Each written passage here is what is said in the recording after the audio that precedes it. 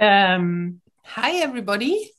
Thanks for showing up and for being interested in improvisation. I've um, I've been doing theater improvisation for uh, over 10 years now. I accidentally discovered it while I lived in London, but I won't tell the story how I discovered it because I have prepared some stuff, and I feel like I could talk about improvisation for many hours. So I'm trying to keep a few things shorter so that I can fit the things that I actually want to talk about and that I want to do with you. So I'll give you a little overview. We'll start with a warm up. Then I'll share a little bit of theory, or I'll just share a little bit about improvisation, give you a little intro. So what happens in improvisation. And I'm going to talk about the theater improvisation, but you will see that this can be translated into visual improvisation as well. Then we'll have a little sharing in smaller groups about what you heard and some associations that you had. Then I'm going to share how this improvisation translates into my visual practice. And then we're actually going to do an exercise together and do a little improvisation together, or everybody on their own, because we can't draw in a shared space very easily with 100 people. But yeah, so that's the plan. Also for today, the plan is that in the spirit of improvisation, it is about playing, and it is more about being in the moment and being in the process, and less about focusing on the actual output that you make, because the output is just going to create itself by you being in the moment and improvising. And the goal is also that you actually, through improvisation, you can surprise yourself and actually create things that you wouldn't have created with your logical and intentional thought and process. So yeah, so it should be fun and relaxing as well. I don't know. I hope it will be. Okay, I'm going to actually switch to this view. So here I have my camera, and you will need, for the warm-up, you will need a piece of paper, or actually several pieces of paper, depending if you fill one. It's always good to have many pieces of paper. We are going to start really zen with sending a dot for a walk, and we'll do it in the following way. Actually, I was inspired by a wonderful quote by Paul Klee, a 20th century painter doing a lot of lovely abstract paintings and explorations into colors and shapes and compositions. And he said, a line is a dot going for a walk. A line is a dot going for a walk. And that is what we're going to do. We're going to send a little dot on his or her walk. So here's my little dot, and you know, like maybe whistling while they kind of go for their little walk through the park, aka our piece of paper. So if you're not familiar with how dots walk and with the anatomy of dots, I'll just give you a little intro to how to make a dot walk. A dot has actually 3 moves plus 1 bonus move. So a dot can either walk straight, then a dot can change direction abruptly, also known as a corner. You know, nice abrupt corner. The corner can be really angular, or it can be a little bit wider, but it's a corner nevertheless. So that is move number 2. And move number 3 is a dot can change direction gradually, aka known as a curve. So that can be a wide curve. It can also be a steeper curve. And then the curve can go into a corner and into a straight, or from a corner into a curve, and from a curve through a corner into a curve again. So this is basically the curve is move number 3. Fairly simple. And then the last move, the kind of bonus move that a dot can make, is a dot can actually jump. Poof. So they can jump off and land somewhere else and then continue their walk. Joop, joop, joop, joop. And of course, so this is number 4. And of course, a dot sometimes can pause. You know, take a little breather, take in the environment, and then continue. Pausing is actually a great thing in drawing, in improvising in general, because pausing gives you the possibility to experience what's happening. All right, so these are the moves that our dot can make. And so I'd like you to take a piece of paper and just send your dot on a walk, you know. You can actually, you know, go faster or slower. And I just want you to be really aware of what type of move your dot is making at any point, you know. And keep breathing. Maybe you can change speed, you can change rhythm. Maybe the dot is getting nervous at some point, or maybe he's getting excited and he's jumping about. And then while you're doing that, I'm going to call out different qualities, and then I'd like you to make your dot move in these qualities. However you interpret them, there's no right, there's no wrong. If your part gets too crowded with the traces, you can just take a new piece of paper or turn it around, and it's just more for experiencing and feeling. So while your dot is now walking, I'll call out the first property, and this is long straights.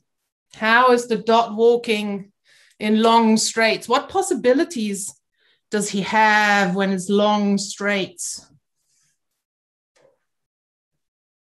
You can play with rhythm and with speed. So what are the things that you can vary with your long straights? What does long mean? And what does straight mean? So playing with that.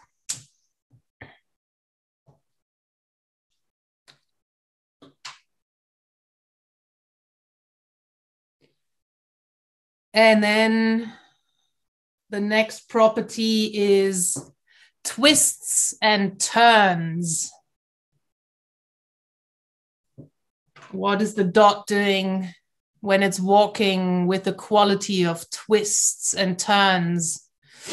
And how does it feel when you are actually walking it in twists and turns?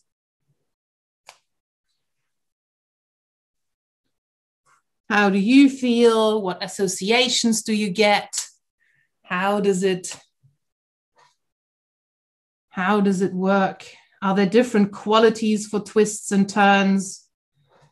Are there things that could surprise you?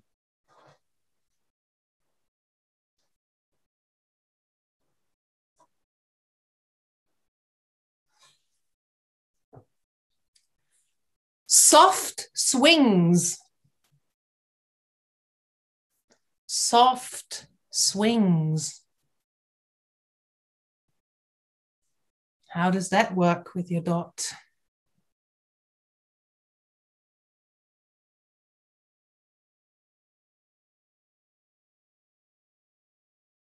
Always keep breathing. Maybe the breathing changes while you're drawing, you know, maybe the breathing for soft swings is different than the twists and turns.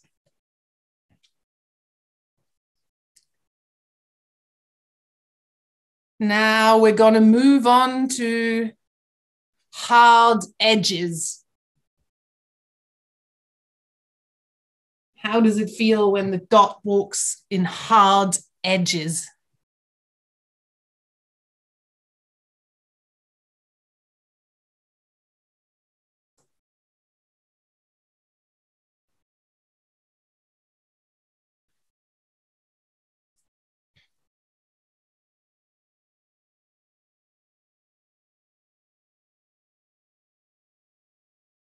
The next one is complicated circles.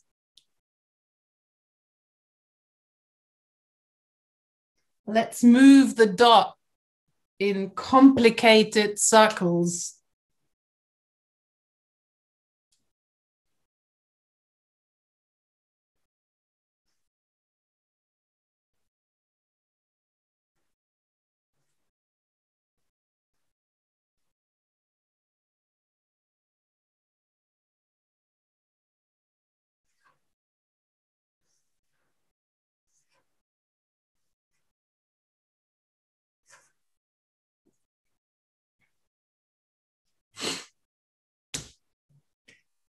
Next one is shaky search. Our dot is now on a shaky search. What does that feel like?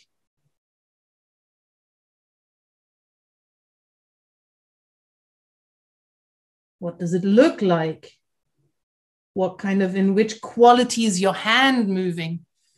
Maybe also, is your head closer to the paper all of a sudden while you're on your shaky search? How much ground is the dot making on his shaky search?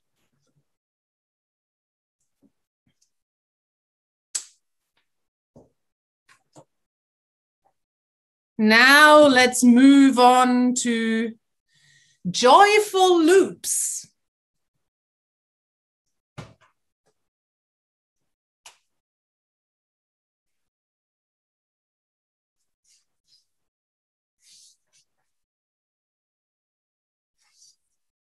What makes a loop joyful? How does a dot walk in a joyful loop?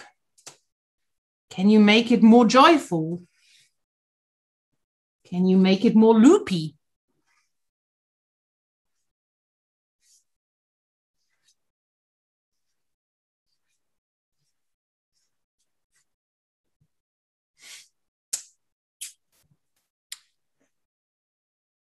Now, the second to last one. Cool slides.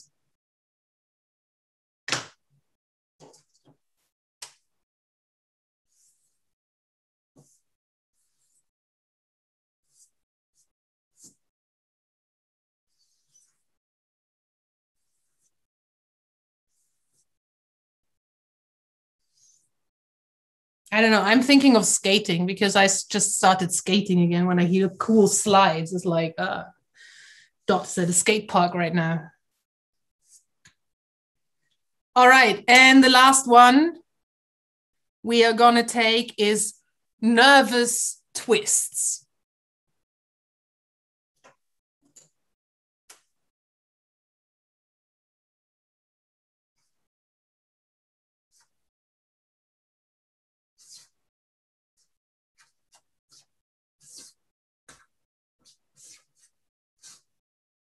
What makes a twist nervous? How twisty does a twist need to be a twist?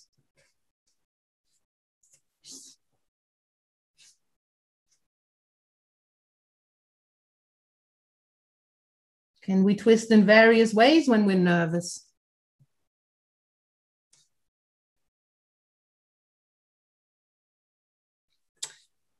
All right, and that's it. Relax. If it wasn't relaxing, now you can relax. If that was already relaxing, then good.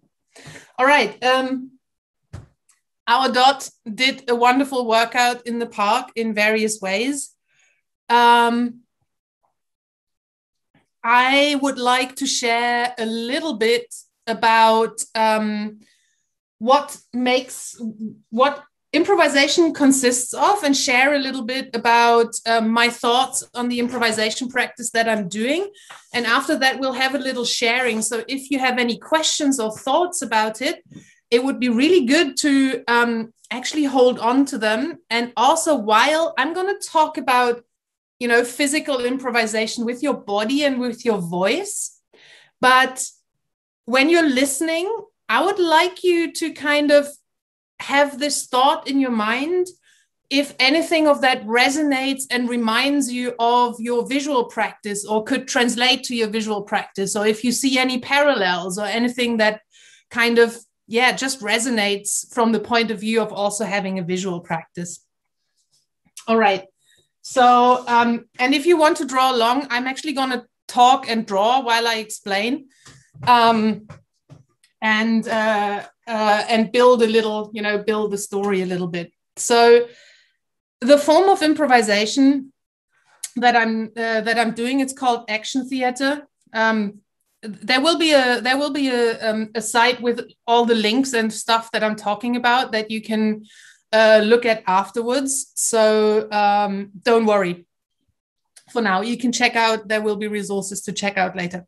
So this form of improvisation is called action theater. The name doesn't really matter that much, but what this form of improvisation is, it is a physical form of improvisation. So you're using your body. So you're basically moving your body around. It consists of movement as one element. And then you can also, of course, use your voice. So you can make sounds, like all kinds of sounds, like sound effects. So either, your voice or sounds. And then you can also use language, of course. So you can say words like fish fingers in the frying pan. So, for example, so you can use language. And you can switch between these three modes and mix them and layer them on top of each other. It can be pretty abstract and almost look like a dance when you do a lot of movement, and it can get very concrete if you use a lot of language. So it is very open and sometimes pretty crazy looking. But so these are the three ingredients. And of course, there's a third ingredient that is just there because you as the improviser are there. That is actually your presence, because you're on stage. This is an element just by you being there without moving, without voicing or sounding or using language. You can't take yourself away because you're there. So this is the material and what the basis for this. So, and here's the stage. I'll just put the stage in. Here's my stage, and there I am. And what the basic principle is, when you improvise, it's like sometimes people ask, well, you go on stage and then you do what? Do you have a plan, or do you have a starting point, or do you have a story, or do you have something planned? And the idea here is basically that, no, you have nothing planned. But actually, it never starts with nothing. There is always something, because the first part that is super important when you improvise is improvising is a practice in noticing as much as possible about your body, about the other players in the room, about where you are. And so when you start noticing, there are loads of things that you can notice. So just from your presence, you can notice. Let me take another pen. Let me take a different pen. So you can notice your position in the room, absolutely on the stage or to other people. You can notice which way you're facing. Makes a big difference if you're facing to the side or front or to the back. And then when you start moving in your movement, you can notice lots of things about your movement. What's the size of your movement? What is the speed or the rhythm? Is it kind of rhythmic, or is it long and steady, or is it really fast? You can notice the quality you're moving with. Is it hard or soft or round or edgy? You can notice the level that you're moving at. Are you standing? Are you close to the ground? Are you high up? You can notice if you're traveling or if you're static, if your movement is moving you around the space, or if you are in place, all these kinds of things. And then with your voice, you have more layers that you can notice, you know, for your voice, you can notice the volume. Am I talking loudly? Or am I talking really loud, silently? You can notice the pitch. Am I down here? Oh, am I up here? It's a very different quality, and the character changes depending on where I am. Or you could the texture of your voice, you know, is it very soft, or is it going really raspy? Or where in the mouth does it sit? Is it very spitty and in the front? So lots of things. And again, you know, the rhythm in language and the speed in sound. And then with language, you can have a lot of the things that also are in sounds, but in language, of course, we have the content, what is the idea of the word, but also the structure, you know, the structure of the syllables, the structure of the sentences. So you can see, whoa, so many things. So you never start with nothing. You start with all these kinds of things that you can notice, and all these kinds of things that you notice become material, because part 2 of improvising is first you notice. And the second thing is you respond to what you notice. So you notice and then you respond. So for example, you notice, you can notice you're standing there and you're facing away from the audience. So you could start playing with your facing. And then you notice, oh, I can feel my shoulder, how my shoulder moves when I'm actually turning, when I'm turning my head. Then you can start moving your shoulder, and you can feel the tension in your shoulder. So you play with the tension in your shoulder, and this develops. So you're just noticing and responding, noticing and responding, and following what you notice and try to play with it. So, and of course, there's also much more to notice, because sometimes you're not alone, you know, you have got another player there that is also kind of doing weird stuff and saying words and making sounds, or is taking pauses or whatever. So all these things that you can notice about yourself, you can notice about everybody else on stage. So boom, noticing keeps you very busy in the beginning and all the way through, because it is hard to keep the awareness. All right, but for the responding, so there are different strategies how you can respond to what you're noticing. So you could, for example, the simplest thing is you could just copy what you're noticing. You know, for example, you notice that one of the other players is moving their hand. So you could just start by copy or repeating what you just did and play with that. So let's say, abstractly talking, this is what you notice. You know, this is the movement you noticed. Maybe it's like a little bit like that, I would imagine. So if you're copying or repeating, then you're just doing it again. Maybe you're changing the rhythm, you know, and the length, and then you interrupt yourself in between, and all of a sudden you have variation. You could also develop the material that you saw. So developing in improvisation means making it more defined and richer, more like developing a photograph. You know, in the beginning, it's still kind of in flux, like a little bit blurred, and then all the details come out. So, you know, if this is in the beginning like this, your material, maybe, you know, it has a little bit more detail in it, and actually the, you know, it keeps the same kind of idea, but it has a little bit more richness and more definition in it. Of course, you could also, you know, another strategy would be to contrast. So being different, you know, and you can be different in various ways. So you look at what you did before, and then you change something and make a contrast. So if it was hard, you go soft. If it was fast, you go slow. You could, of course, intensify, you know, what you're just doing, but bigger or more intense or bolder. So if this is my movement before, it could go super intense or super subtle, you know, just the opposite, just making it subtle. Or you could complement.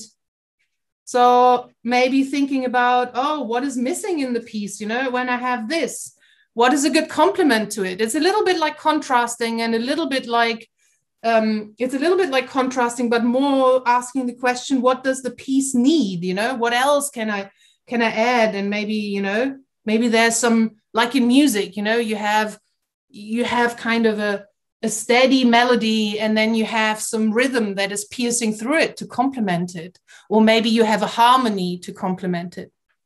So of course there are loads more strategies, but you're practicing with different strategies to respond to whatever you're noticing. So you're in this constant cycle of noticing and responding. And the whole idea, at least in this improvisation, is not to make sense or to make up a story, but imagine you're making music with what you're doing, making music with your movement, with your sounds, even with language. You know, it's like language is also music. If I say fish finger, then I think of a fish finger, but I could also say fish finger, fish finger, fish. So I can play with it, and it's all about, you know, making music with your body and with your voice. So it's a lot about, you know, you want to keep listening and experiencing. You want to focus more on the form rather than the idea and the thought. And you want to focus on the quality of what you're doing and not necessarily on the meaning. And you definitely don't want to be clever. So you just want to express, notice and express what you're noticing and playing with that, because there's another factor in here. And that is actually, do I take a different color? Yeah, let's take a different color. And that is here, you have kind of the meaning or the story, whatever story means. But this actually is not made on stage. It is made in collaboration with the audience, because actually the story and the meaning of it actually comes out of their heads by seeing what you're doing. Your job is to express, and the meaning and the story is assembled by the people who are looking and who are listening. And it's kind of a co-creation. And that's why you don't have to be clever, and you don't have to spell everything out. You know, usually your audience is pretty clever, also filling in gaps and actually also filling it in with their own imagination. All right. That's part one of what I wanted to share about what I think happens in improvisation when I do this form of improvisation. So I would like to go into small breakout groups for like 5 to 6 minutes, and just, you know, with your lovely people that you're going to meet there, have a little chat about the things that I talked about and what resonates with you, and how that could translate or does translate or already translates into your visual practice that you have. And just have a little chat. We'll share afterwards, and then I'll share a little bit more how it manifests. All right. Yeah, I have another little bit that I want to share before we're actually doing, you know, doing a little improvisation together. So this was part one, like, what is improvisation made of, in my opinion? You know, what are the mechanics of improvisation? It's not a very mechanical process, but let's pretend it's a mechanical process. And now I want to talk a little bit about how this improvisation has actually influenced my visual practice, or how I translated it into the idea of my visual practice. So with my visual practice, of course, I am not on a stage, but now I'm here, you know, sitting here, drawing something. Here's my piece of paper. My other hand is just here by the side, and I am drawing something. I don't know. I'm in the middle of drawing something. Here we go. So Maybe I give myself some hair. That's me. All right. So, and the same, as I said, you know, it's the same game when I'm working visually. It is, I'm giving myself ears as well. So it's the same game. So the game is, I want to notice and I want to respond. I'm doing exactly the same thing. So of course, what am I noticing when I draw? Well, you know, when I draw stuff, there's a lot of stuff that I can notice that is actually that I can see on my piece of paper. So, you know, I talked about these parameters and you might recognize some of them that actually also were in the physical space, you know, the shape, the position of what I draw, you know, where is it? The angle that it sits on the page, the size of what I draw. And the proportions, so absolute size and size relative to the other things on the page, on the page. What else? The position, of course, the line quality. You know, we played a little bit with line quality when we made our dot walk. You know, is it a shaky search or is it a cool swing? You know, the quality of the line is different. So these are the obvious things to notice, but of course I can also notice a few other things because although I am concentrating on the page, I still do have a body and I am a person. So I can notice things in my body, you know, I can notice the speed at which I'm drawing and the rhythm with which I'm drawing. You know, am I drawing slow and steady or am I drawing like, you know, like jerky, or do I make pauses or not? Do I have tension in my arm? You know, am I very loose or am I kind of gripping on? I can even notice my breathing. I can notice the steadiness of my hand. I can notice, I don't know, I can notice my emotions maybe, all these kinds of things. So I can also notice what my body is doing. And of course, what my body is doing and how it feels and how I'm moving this instrument of the pen over the page has an influence on the outcome that I have on the page. And I can use that as well and experiment with it. So there's a metric ton of things I can notice when I'm drawing. And then I also want to respond. And for responding, there are actually two categories, also to all these strategies, you know, in the physical space, we can use them as well.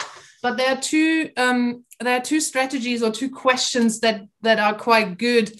And the fun thing is I listened to the Sketchnote Army podcast the other day, the episode with the interview with John Muir-Laws, who's a nature observer and sketches nature. He wrote brilliant books and I love his work and his teaching. And he actually talked about these two things as well. And the first tool is the tool, I wonder, asking the question, oh, I wonder, or what if I do something in particular, and I'll write down the other thing. And the second tool is, this reminds me of, let's have a look. So these are two ways we could respond, or that help me with responding. My responding color was orange, so I'm going to do that in orange as well. I don't want to mess up the information architecture of my diagrams, which I have planned out very carefully for you, of course. So when I respond, you know, I noticed something. Oh, I noticed the shape of something. So I noticed, I drew, or the thing that I noticed is I drew a rectangle, you know. So now I can ask myself a question. I can take any of these parameters and, what if I changed the size? What if it was smaller? Or what if it was bigger? Or what if the proportion changed? Or what if the line quality changed and all of a sudden it's a shaky search, you know? Or what if I change the shape slightly and I make it a squircle? Or what if I change the angle and the orientation of it, you know?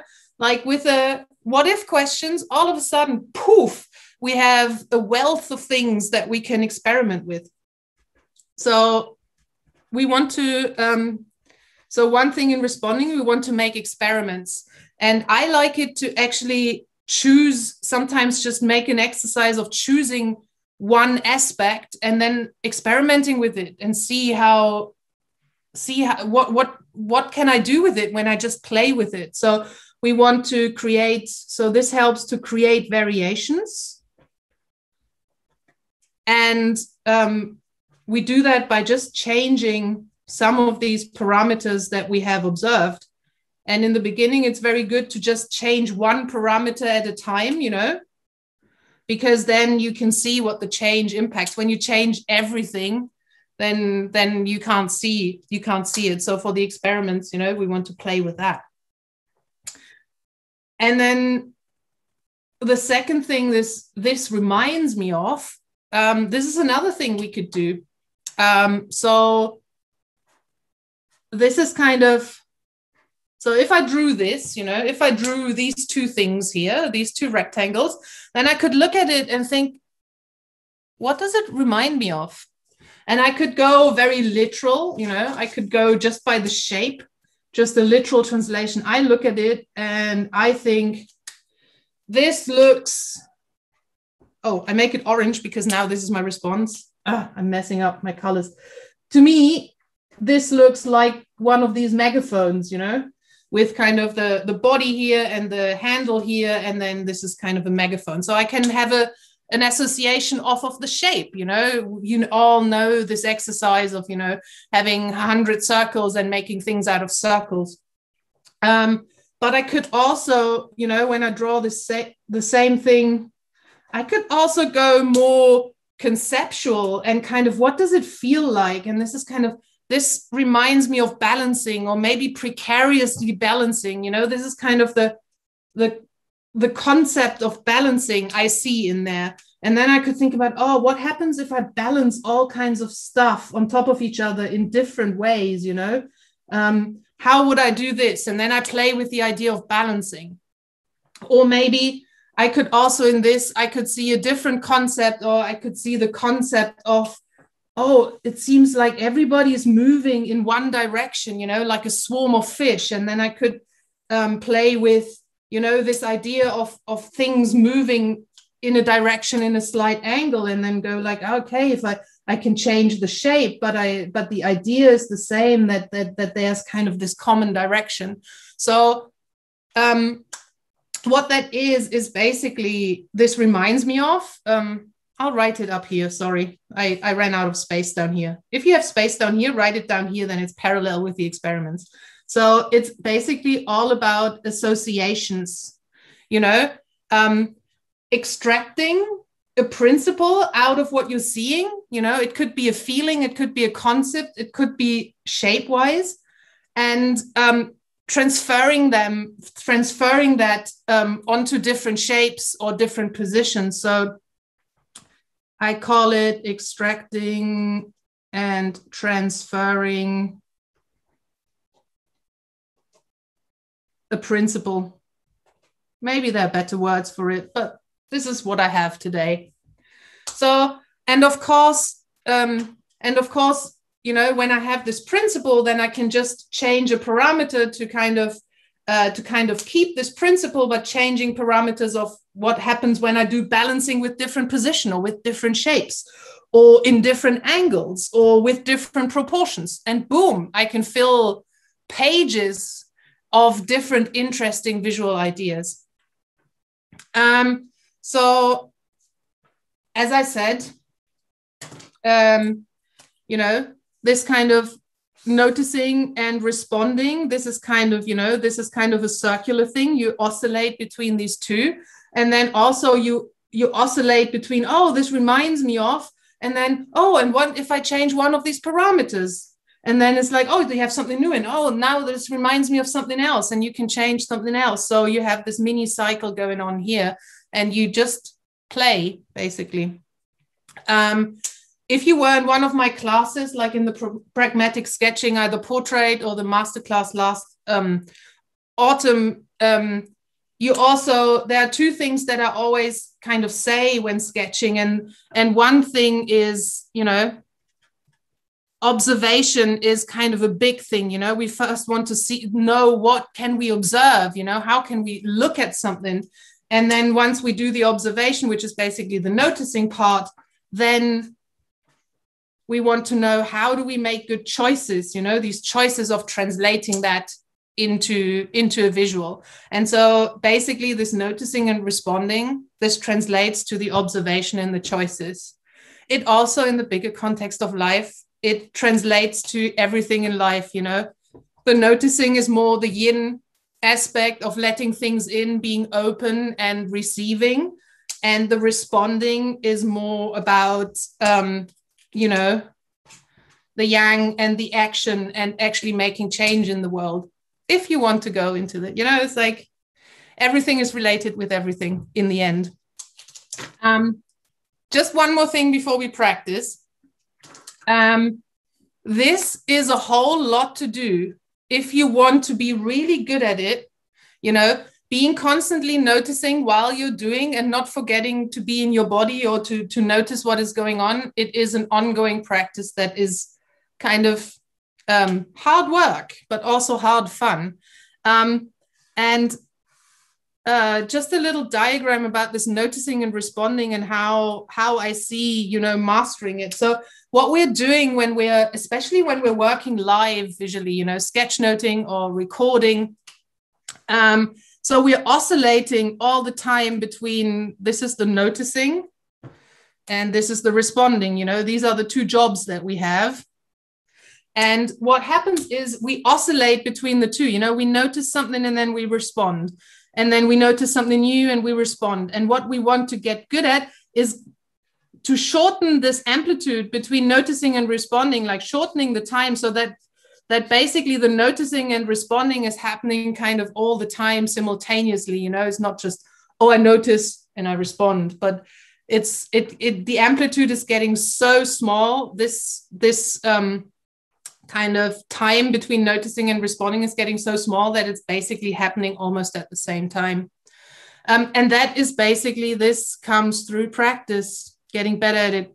Also, sometimes when you have a bad day and you go back a little bit, you know. And the other thing that you want to get, you know, get this amplitude shorter, but also then, you know, you can also get more subtle, you know. You don't have to notice a big difference like huge and tiny, but you can also notice a little bit bigger and a little bit smaller, and you can respond, you know, not like contrast. Oh, this is a circle, so the contrast is a square, but maybe it's just a slightly different circle, you know. So actually, getting more subtle, you know. So the differences don't have to be that big anymore, and that is practice as well, you know. The subtlety in seeing something and the subtlety in responding in subtle ways. And of course, then you can play with the subtlety, you know, you can turn the subtlety up and down, because then you have this whole, you know, you can play it like an instrument. And this is continuous practice, you know. I mean, you can get better and better at that. I don't think there's an end in this virtuosity, I don't know, that you can reach with that. All right. That's the theory. This sounds almighty complicated. It is not. But I like to make mental models of the things that I'm doing, because it helps me to actually practice in a more precise way and break it apart and then just look at one part at a time.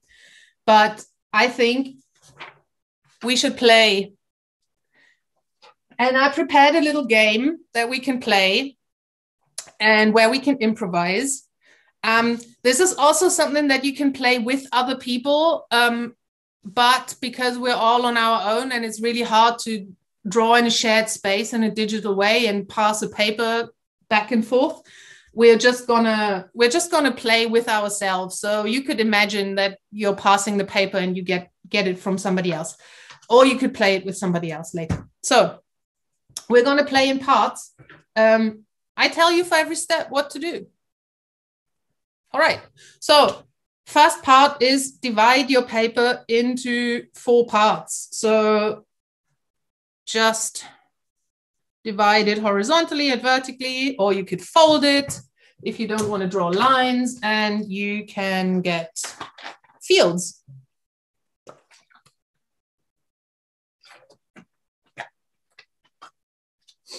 Okay. We're gonna do a test run where I explain it. No, we're not gonna do a test run. I'm gonna explain each step, and then you'll do it for yourself, but not what I did, but differently. So first listen and don't do it, and then do it yourself, but not what I do. Okay. So step number one, what you're gonna do is, it's complicated, hey? You're gonna draw 3 shapes next to each other. They can be basic shapes, so it could be, could be a triangle, but you could also, modify your shape a little bit, and, I don't know, like imagine your dot does a little mini loop, and then, I don't know, maybe something like this, just 3 shapes. Goal, draw 3 kind of random, whatever shapes, it doesn't matter what it is.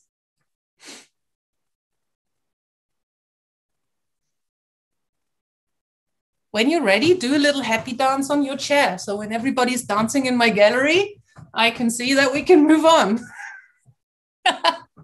Yay.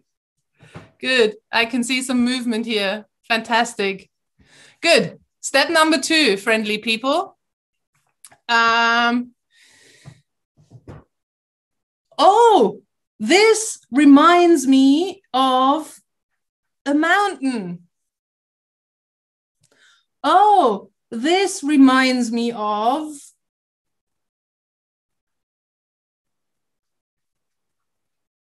a seashell, kind of. Or maybe this now looks like a donut. So this reminds me of a donut.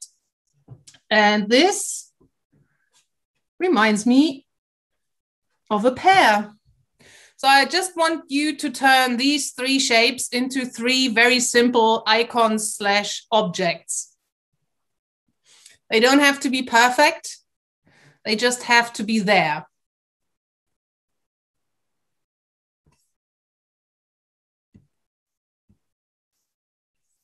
Good. When you're ready, just slowly move your body from side to side, like a leaf in the wind. I can see there's a gentle breeze coming on in our Zoom. Fantastic. Good. So you can still finish your 3 little icons, but it's more about actually getting it done. So next step, my friends, you will take these 3 icons, and in the second field, you are going to draw them again, but this time I want you to stack them on top of each other. So your choice how you stack them on top of each other. I'm gonna start with my mountain here, and then I'm gonna place, that is very good. I'm gonna place the donut on top, so I can actually, I can improve my donut a bit. I know that this is supposed to be a donut, so my donut is actually resting on the mountain like that. And now I'm balancing the pear on top of the donut. Here we go. I'm making a little stack out of my objects. That is in field number 2.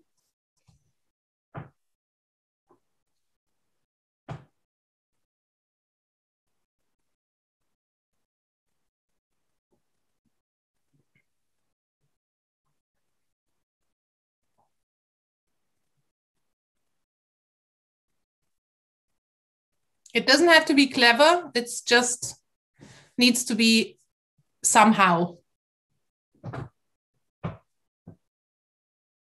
All right. After you stacked it in field number 3, you're going to redraw your 3 elements, but this time you change the placement. You can place them anywhere in your square, and you just, you play with the placement and the orientation, so you can just, arrange your objects maybe differently, maybe, I don't know, and then here's my mountain, and the donut is going to be here. So just rearrange the 3 objects and place them in your space in a different arrangement. Don't be clever. It doesn't have to have meaning. It doesn't have to be a story. It just has to be something. Okay.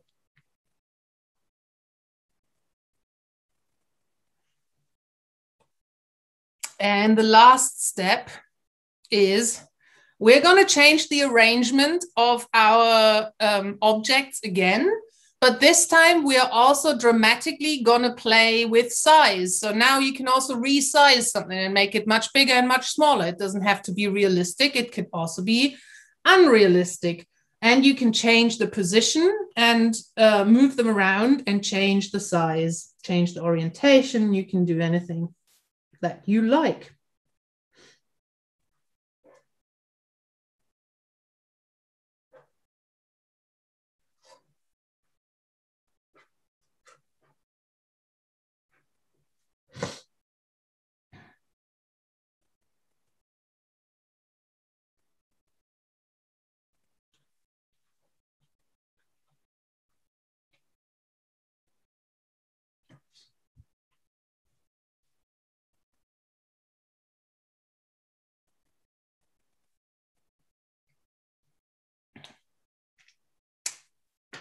If you have filled all your 4 fields, put one hand on your head, which is the international diver's sign for okay, but one hand busy.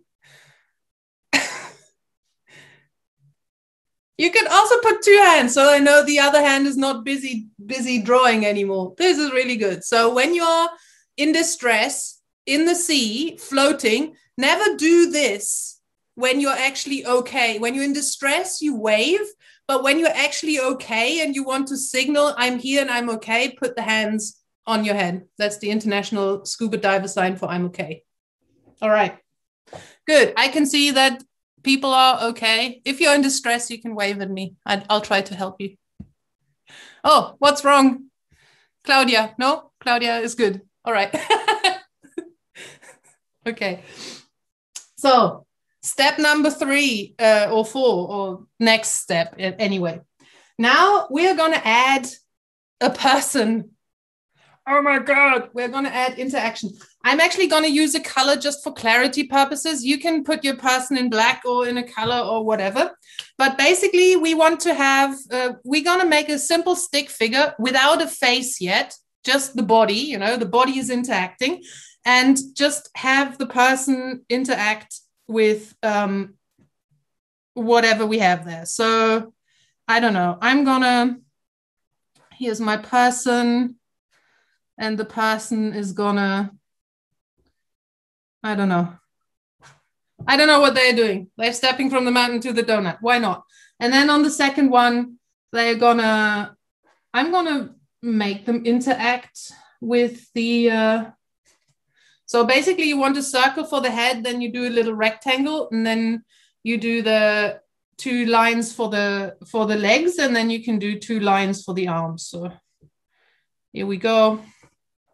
And this, it doesn't have to make sense. It just, you can play with it and maybe surprise yourself. Sometimes you want to self-interrupt and think the first idea you have is to do that, then self-interrupt and do something really different that you didn't think of.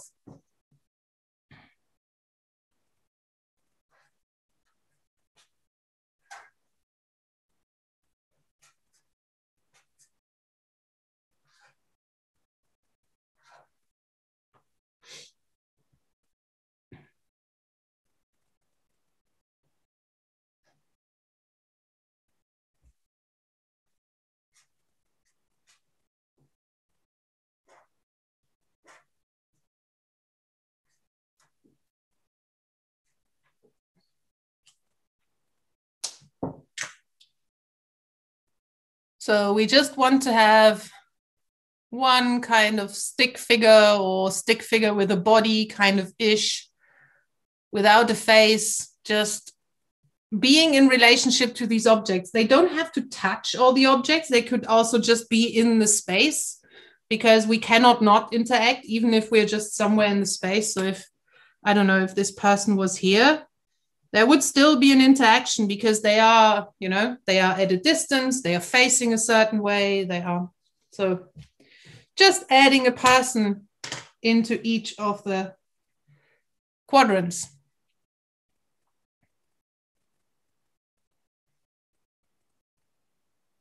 All right, breathing.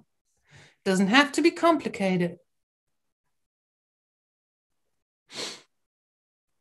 Now, once we have done this, we're going to play again. And we are going to actually add a face to the person. And the first thing is, where's the person facing? You know, it doesn't have, they don't have a face yet. So I can decide where they're going to look by, you know, putting the eyes and the nose in a certain place. Or just in profile, adding the nose. So I'm going to add a nose and two eyes or one eye if it's in profile. So they are looking there. And they are kind of looking back here. If you like, you can now also add a mouth and eyebrows to the face to give this thing, to give this person like some emotion or expression. So you can, you know, when you angle the eye, you could angle the eyebrows in, that makes them a little bit angry. You could add a mouth. You don't have to add mouth and eyebrows, but you can. So just giving them some emotion. Again, you can self-interrupt and surprise you. If you think, oh, this person should be really angry, then make them not angry or try to do something different. This is the beautiful thing as well. When you don't have to make sense and just play, you can surprise yourself.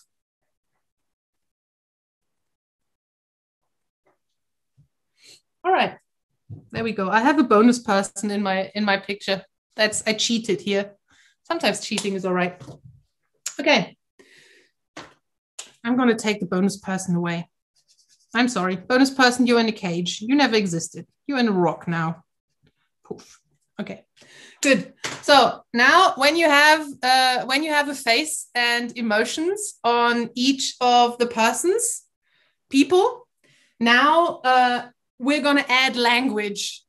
Whoa, this is one of my favorite parts. I'm going to use a different color just for distinction, but you can also just make it in one color. So the rule for adding language, we're going to be specific here. So there's one rule, and that is in the first frame, the structure for the language is going to be the ... is so ... So and you will add a noun in this gap. So I don't know, the mountain, the donut, the banana, the situation, this summer. It doesn't have to be any of the objects that's in here. It can also be a completely different noun, you know? You can either respond to it and complement it, or you could contrast it. And then in the second thing, you'd put an adjective. So it could be, the summer is so rainy, or it could be, the mountain is so pointy. So let your person talk in this way, and then you can add language to every other frame freely. You can make the person talk, you can make them think. The second rule is one frame stays without language. One frame has to be silent. You can choose if it's the second, third, or fourth. Okay, so first frame is the ... is so ... and then freedom, but one frame silent. Clear? Cool.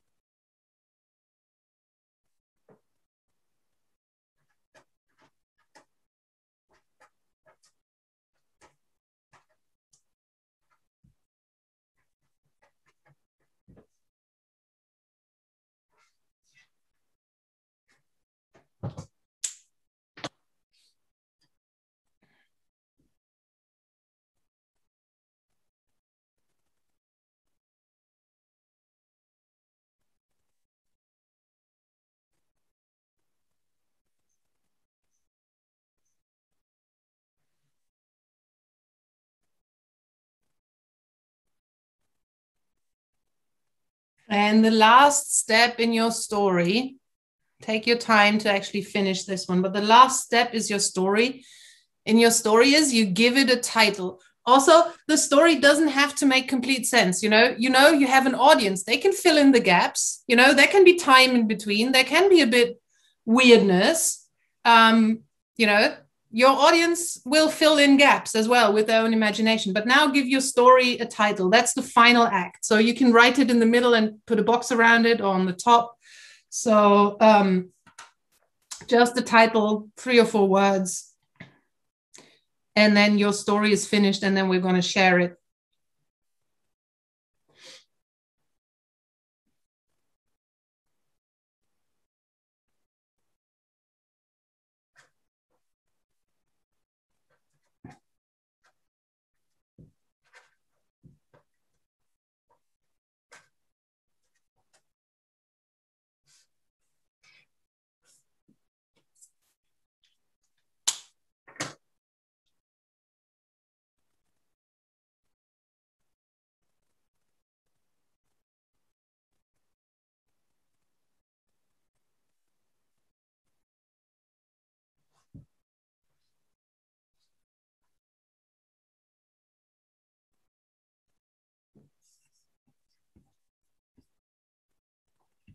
And when you're done with what you're doing, you can just slowly bring both of your hands into the frame and make movements with your hands so that we can see you are not drawing anymore, you're not writing anymore.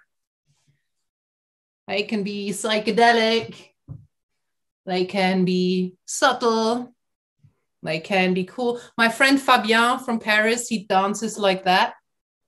That's his dance. All he does is just the finger dance. He's very cool. He's a policeman who's also a music producer and a bicycle builder. All right. I think a lot of people actually have finished writing and drawing. I suggest we share a few stories in the following way, taking the spotlight away from me, and then just one person at a time, or just, somebody just unmuting themselves. Hold your, well, wait, I need to change my camera. Hold it into the camera. Hold your sketch into the camera like this. And the following format, you're gonna read out the title and say, this is my story, a day in the Swiss Alps. And you can read out the dialogue, bonus points if you read it out in character. And then you put your story down and then another person shares. So let's have 4 or 5 stories, shall we not? Any volunteers, just go for it. You need to start. I could go. Okay. Can you hear me fine? English, not first language. I tried to do a play word on the title. The teeth I never saw. So it's going to be hard to go in character and read at the same time. So let's go. The teeth are so big. Whew. This is going to hurt.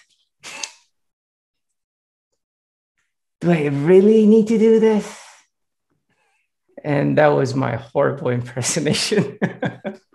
Thank you. That is wonderful. All right, I'm going to remove the spotlight. Who's next? Somebody speak up.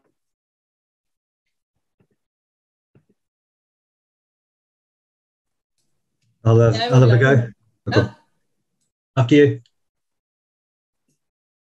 Mart, you talked, so you're in. Okay. In fact, I didn't know my title is the view is so magical here.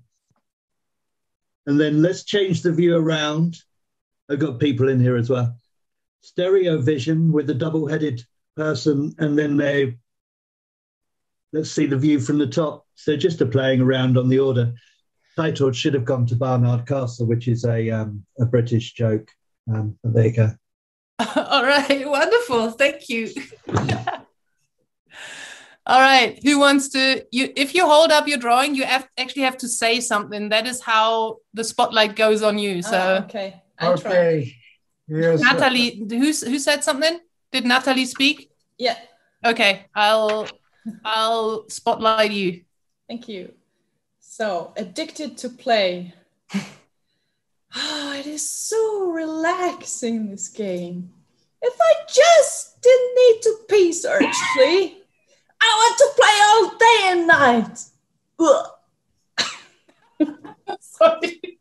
This is amazing. Thank you. I love it. I also totally appreciate the character in the reading out, and wonderful story. Anybody else wants to hold up and speak up? You need to say something so the spotlight comes on you. Okay. Can you hear me? Hedro. Okay. I'm going to do it by each one because otherwise you won't see it. So the young lady excited to meet her favorite superhero. And she starts getting excited about this encounter. And she's starting to fall in love when the superhero shows his might. And then she's really in love with Velcro. So the title of the story is Jane Meets Velcro. I love this superhero. He's so cool with his kind of starry glasses. Such a Velcron's power. The fun part was actually I just drew a circle. I drew a sort of a star, and I drew a heart. The rest just added on and Velcro was born. Mask. Wonderful. This is so lovely. Yeah, we have one more. Did anybody raise their hands? I see somebody rose their hands. Anybody? Siegfried? I'll go. No, Siegfried gave a round of applause. I unmuted. Okay. Megan, wait a second. I replaced the spotlight. Here you go. You have the spotlight. Okay, thanks. This amoeba is so hangry. This Lego is so cold. At least the amoeba is frozen now. The Lego is heavy. Building blocks are big in the North Pole. Glacier viewing from underneath. Oh, this is so sweet. I love the glacier viewing from underneath. I want to sign up for that trip. You inspired it. Thank you. All right. I am aware of the fact, I just consult with Paddy and Danda. I'm aware of the fact that our time officially is up.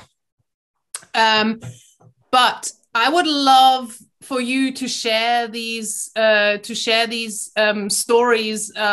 If you have social media, to share them on social media and use the hashtag visual improv, all one word, and maybe tag me at Eva-Lotta so that I can see it, and use the hashtag the visual jam as well, so we can all kind of share and see each other's stories, because we can't share all the stories here.